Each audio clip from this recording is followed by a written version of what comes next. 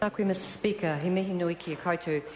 I'd like to start in my speech on this bill to mihi to the arts community, and particularly to the arts community for the loss that they experienced last week, and to the whānau of Mahia Tomoana of Ngāti Kahungunu, who was a friend of mine. Mahia Tomoana and his wife Naramoana Raureti Tomoana are examples of artistic excellence. And there is an ancient saying from Aotearoa, where there is artistic excellence, there is human dignity. And I'd like to mihi to those people, and I know that it affected the whole arts community when Mahia died suddenly last week. And I want to put that on the record because these artists have made such a contribution from this whānau to this house. I'd also like to acknowledge the importance of the Arts Council. I grew up in a family totally committed to the arts. My father and mother were actors in the Unity Theatre in Aro Street in Wellington, and I grew up in a house full of literature, full of drama and full of writing. And I have been a lucky recipient of the Arts Council in having grants for the fiction writing that I have done. And I know how hard people struggle to get grants, and I know how wonderful it is when you get a small amount of money when you are a struggling artist. So I'm very happy to be speaking on this issue. It is my portfolio, one of about 11, and I must say I regret the little time I have as a Leicester MP with 11 portfolios to attend arts events and participate in all the wonderful things that happen. It has to be fitted in between all the other things, but every event I've been to has enhanced my commitment to the importance of things like arts councils and properly organised, strategically managed funding. So to return to the bill, the Green Party has mixed feelings about the Arts Council of New Zealand Toi Aotearoa bill. We have mixed feelings because of the mixed feedback we've had about the public support for it. And we have had a range of feedback from the arts community about the restructuring of the Arts Council nationally and the community arts providers in the regional and local communities. We have decided on balance to support the bill at first reading because it's a good example of a bill which may or may not improve the delivery of arts funding in Aotearoa. But we are keen to hear from the many voices involved from the arts communities, particularly tangata whenua and Pacifica arts voices and organisations. There's huge concerns for us around the proposed restructuring. At first glance, the restructuring would appear to weaken the ability of tangata whenua to have a self-determining body deciding on the use of putia for Māori artists. The bill replaces Te Waka Toi and the South Pacific Arts Committee, which was both separate committees for Māori and Pacific artists, and have been separate up till now and had separate monies from the council itself. And as a party committed to Te Tiriti o Waitangi, we looked at these proposed changes dubiously because too often the concept of having 4 designated Māori members in a council of 13 and 2 Pacific Nations members in a council of 13 smacks of tokenism.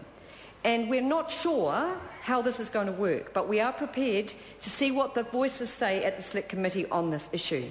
Because as any of us who've been involved in treaty work, and I have for 20 years of my life, knows, when you are in a minority on a group that is dominated by the dominant culture, it is harder to get heard and it is harder to get resources.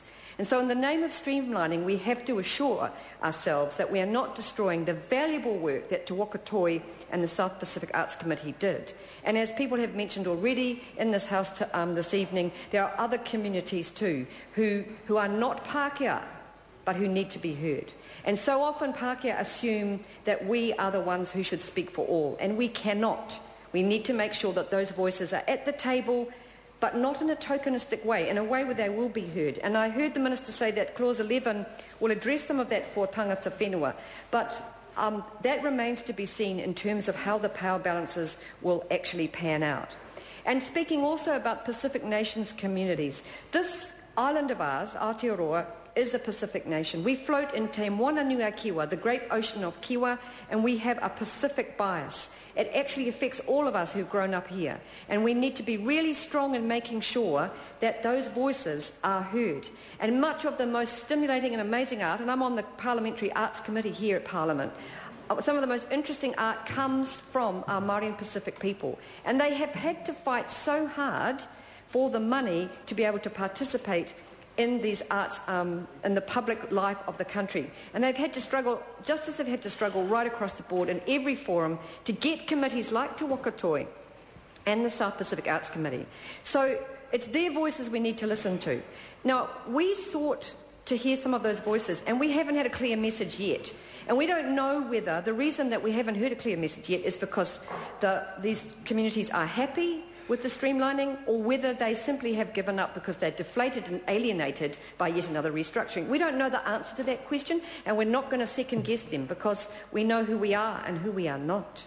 So it is important that there is a select committee process that allows us to encourage and stimulate all of those voices to be heard as to whether this restructuring from two separate committees feeding into the main council to seats at the main board will result in a better result for them.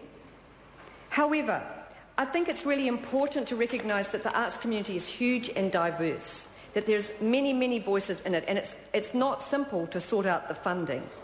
And so I recognise that the Minister is trying to uphold the importance and the value and the resources of the Arts Council. But if there's going to be a fair and equitable result, and that's going to be better for everybody, we need to be convinced that this change is really, really valuable. So we hope that the Select Committee will result in hearing from the networks, and we're going to encourage the networks to participate. But having been involved with arts for years, I don't think making submissions is really their favourite thing, surprisingly. In fact, a lot of us don't find it that fabulous. So it may be difficult for them to feel confident that this is the forum where their style of communication will be heard and valued. Because it's not going to be about how much money they make. It's going to be about the expression of their voice.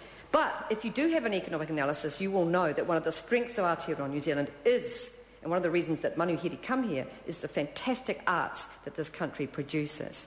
So we have looked at the National Arts Council restructuring, and we remain to be convinced, but we're prepared to go to the Select Committee and see. Some of the other provisions are interesting, and I've been talking to community arts providers and community councils because, like many people, I spent a lot of my time in small communities before I came to Parliament, and I go back to a small community. And it's interesting what those community arts organisers and networkers in those communities say.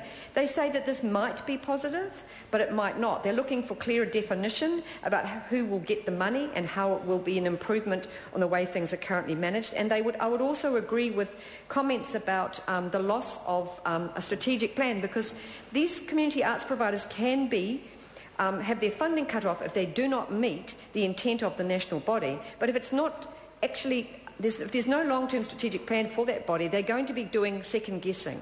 And anyone who has spent years doing funding applications knows that second-guessing is very difficult when you're in a town like Turangalui, Kiwa, Gisborne, or if you're in a town like the top of the Coromandel, and you're trying to work out what is the Arts Council wanting for us to apply to? What language are they looking for? What's the jargon? What's the buzz? Because we all know that if you don't use the right language, you don't get the money. So it's quite complex if there is no long-term strategic plan. They also raised issues about local government as being the main relationship being with local government and the statement of intent. But I also was concerned that many of these people said this bill is maybe all right in its own terms, but doesn't address the key problems of bureaucracy that we're facing. We face a lack of strategic clarity, and we don't know whether the direction is going to improve or change. We're playing a waiting game. So therefore, the groups that we've talked to in communities have had very mixed views. At the same time, I haven't heard an outcry. And often with bills, if there's an outcry, you know for sure that it's time to say no at first reading. But we haven't heard that outcry yet. That outcry may be gathering steam. We will see, and we will certainly be interested in seeing it being stimulated.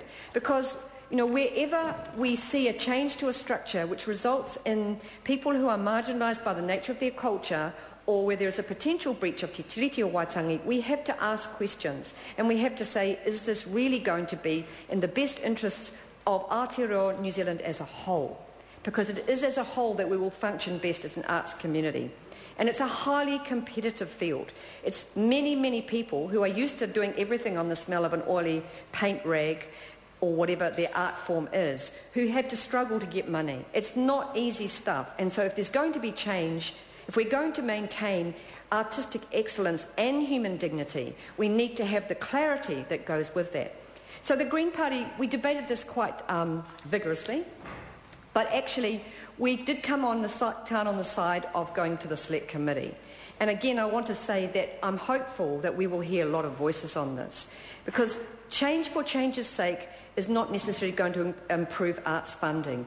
And I heard the Minister talk about the wonderful work that the Arts Council has done in the past, and it's true. It's a vibrant part of what it means to be